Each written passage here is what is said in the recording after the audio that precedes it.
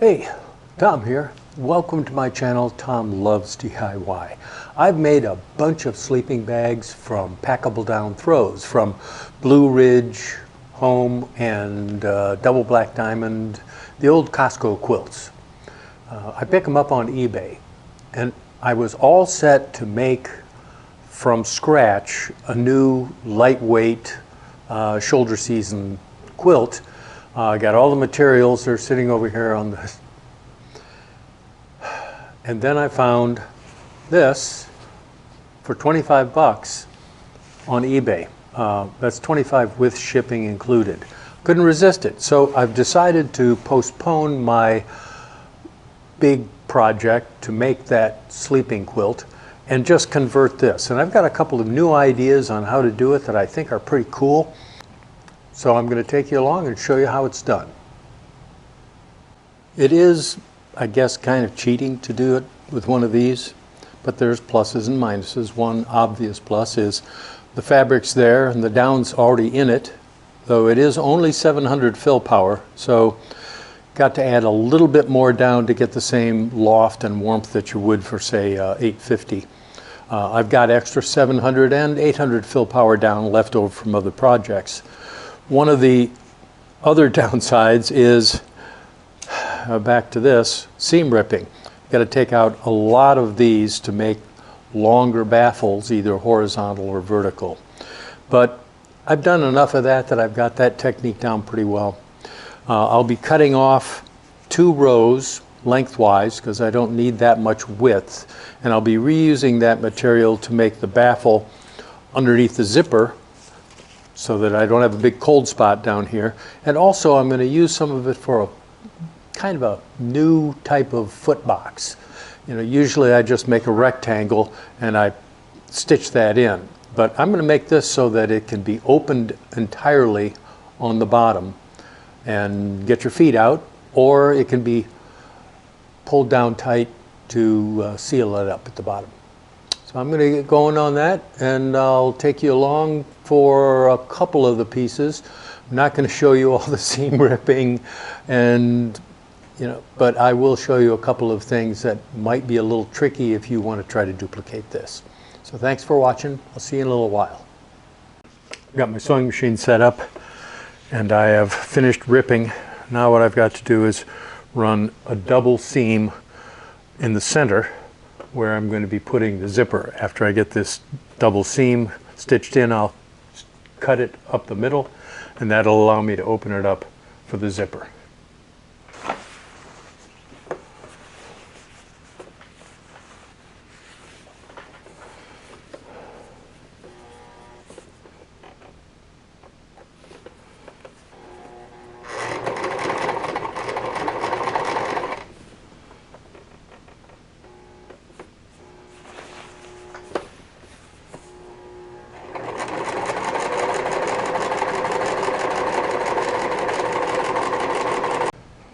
I'm pretty happy with this.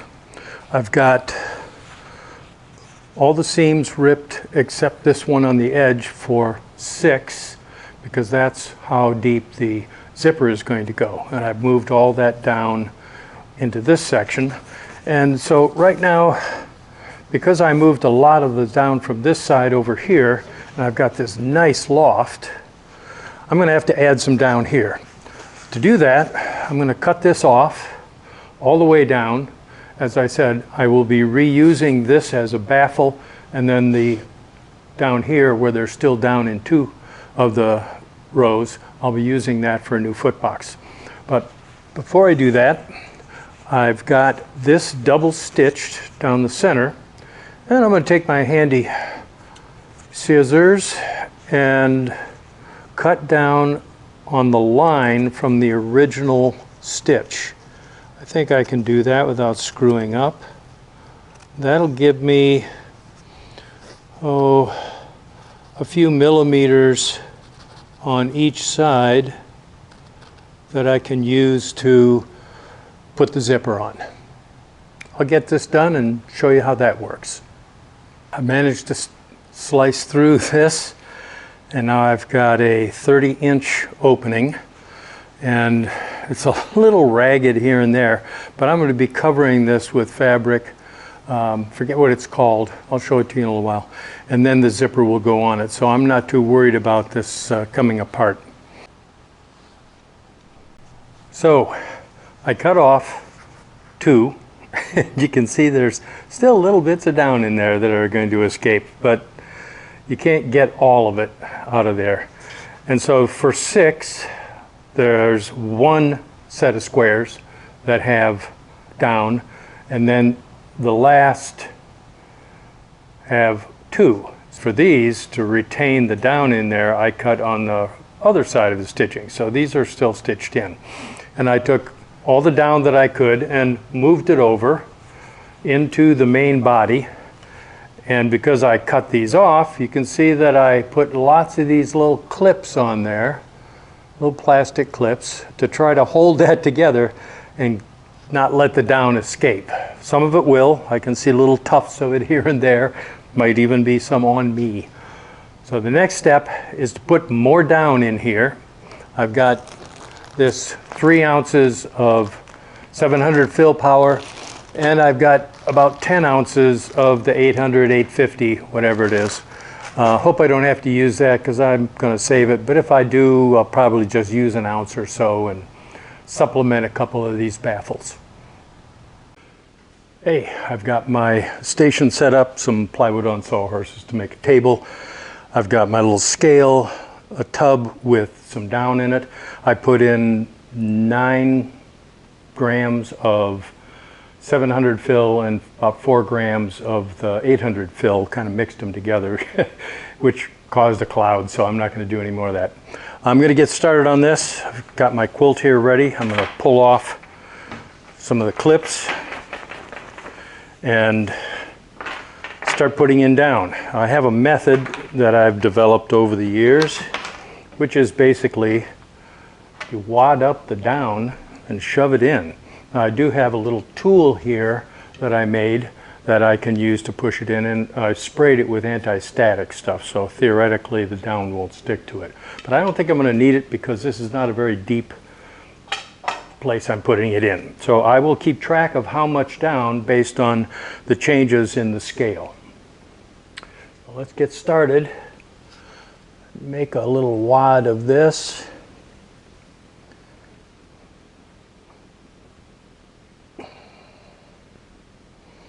Okay, that's 3 grams. I will open this up and put it in.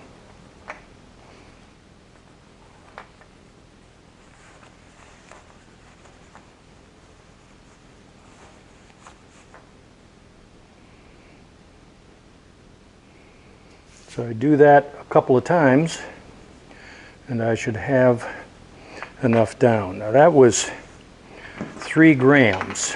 I'm going to shake it up a little bit and check the loft. Okay, I think I need about 1 more gram in there, so I'm going to put that in. Let's see. That'll do it. Given that some of this is 800 fill down, I think I can get by with a little less weight and volume on this side compared to the other side. I have to keep doing this, putting it back in. It's going to be a mess. There's no way around it. So as I go, kind of roll this seam up and put some clips back on. Hopefully the down will stay in there and I won't have it spilling out. So let's see. Yeah, that looks pretty good. That's very similar to the other side. So I'm going to keep doing that on the next 5 tubes and see how it looks and how much down I've used. I've got the first 6 baffles filled and they look really nice. I had to put about 5 grams in each one, 4, 5 around there, to get the kind of loft that I have on the other side. Now I got to do the tubes down at the lower end, and I've got about 65 grams left, which is not a lot. So I think from here down below where the zipper attaches, it's going to be a little bit lighter, but this is supposed to be a warm weather bag. So I'm going to get to that and finish it up, and I'll show you what it looks like at the end. I've filled all the baffles. I have 4 grams left. That's probably because I put about 6 grams of the 800 in there. Didn't need to, but it's mixed in and it'll help with all the loft and warmth and all that stuff. So I'm trying to figure out what to do with those other 4 grams, and I think that I'll put them in the footbox area so that it gets a little bit more loft. Anyway, I want to show you this. I think it looks pretty good. Get around this way. You can see all these baffles now, nice and fluffy. I think this is going to be perfect for a warm weather quilt. Project is going along nicely. I did a couple of things since you last saw me. One is I put on the footbox material, and here's part of the kind of new innovation, I think. Instead of going all the way across, now it's 2 squares and then it angles down. It does that on both ends. Another thing I did was added this 3/8 bias tape along the edge that I had cut off to get this footbox piece and also this baffle piece. And I put in the bias tape also here where the zipper is going to go. So it's got a nice clean edge and I don't have to worry about it raveling. And this is also, you know, a little thicker than the material, so it's a little easier to handle. I did a big basting stitch on it. It's not real tight because I'll be stitching through it again when I put in the zipper. So that's next.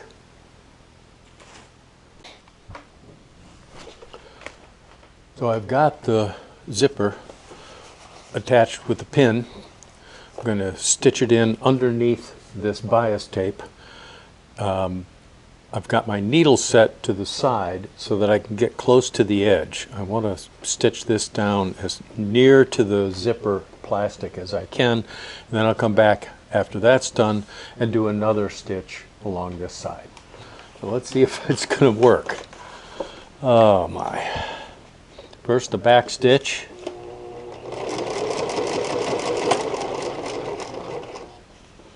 I managed to get off there. Let's get back on, pull out the pin that's in the way, and see if we can get this done.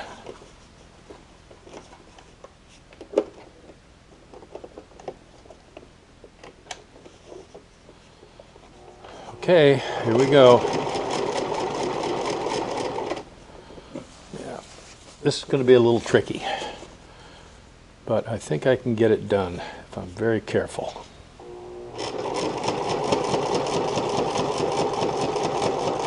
Using the plastic of the zipper as a guide to keep things on track. That looks pretty good. A little ragged at the start, but I think it's going to work out. I'll finish that up and show you how the results are. I've made pretty good progress. Got the zipper in. It didn't turn out as nice as I would like. I kind of messed up down at the bottom, but even though it's a little ugly, it's functional and it's for me, so I don't care. But works well.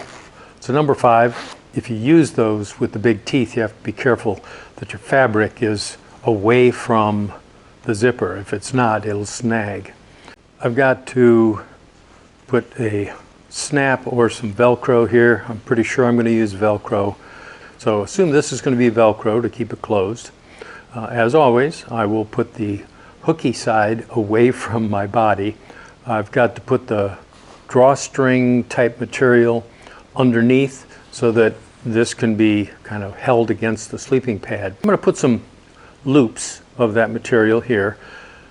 So it'll be, you know, upside down like this on the pad, and it'll have loops about here and here, and then the cinching material that holds it down against the sleeping pad will run through those loops. I'm going to make them so that it's about an inch or so up. so that this will kind of roll under.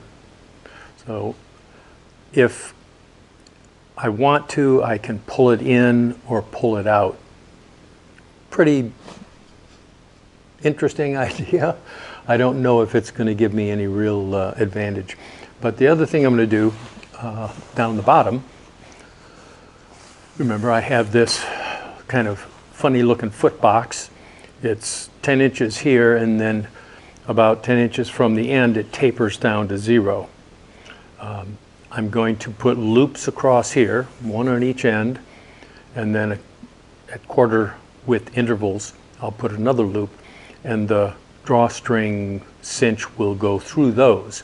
That will allow me to open this up loosely or pull it down tight, because I'll put some cable locks on each end. And I'll be able to pull that down and get this compressed like so around my feet if I so desire. I don't know if anybody else has done that, but maybe it won't work, and that's why nobody's done it. So we'll see. I can always get out the seam ripper again. So that's next. I'll show you what it looks like when it's done. My original plan was to put a bunch of these little loops across the bottom of the footbox material. I was going to put 5 of them in, one on each end, one in the center, and 2 more to split the difference on the 2 sides.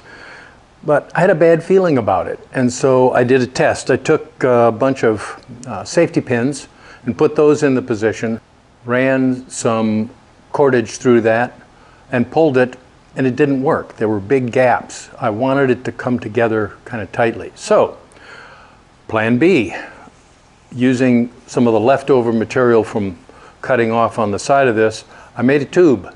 I melted the edges with my soldering iron set to 200 degrees, stitched it up, turned it inside out. Also, I folded over the ends and stitched those before I turned it inside out. And this will go on the bottom. I'm going to center it like so.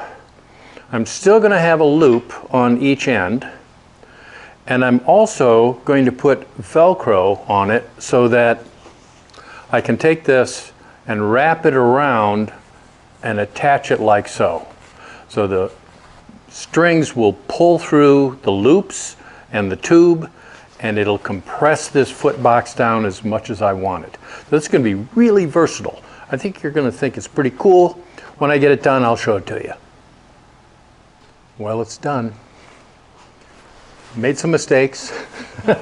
There are some places where the stitching is really ugly, but it is finished, and I tried it out, and it is really warm and works well. So since you last were watching, I've added Velcro here at the top on the baffle so that that can be closed up around my neck. I did not put a cinch here in the top. Decided that I would just leave it open like that for now, because it's going to be a warm weather quilt. And I've got a couple of straps here to put it around the sleeping pad, hold it in place with a couple of cable locks that will hold it in place. And then on the bottom, for my foot box, I have a shoelace going through the loops on the corner, and then the tube that I put in the middle. And that allows it to pull down and tighten up like so. You can do it from both ends, and brings it together.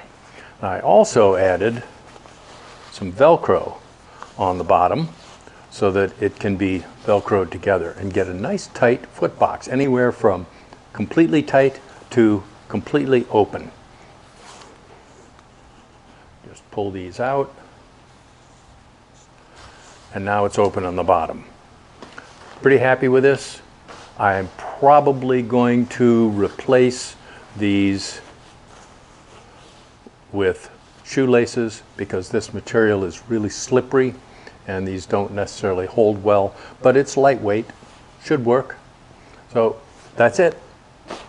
My total cost to build this was a fraction of what it would cost to buy it. So hang in here and I'll show you a breakdown on what it cost me to do this, approximate, because some of the things like the down I had before I started this project.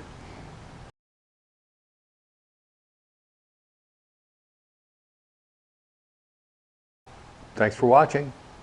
Click like, click the bell. I don't post that often, and if you want to see my videos, you want to get a notification. Hope to see you out on the trail.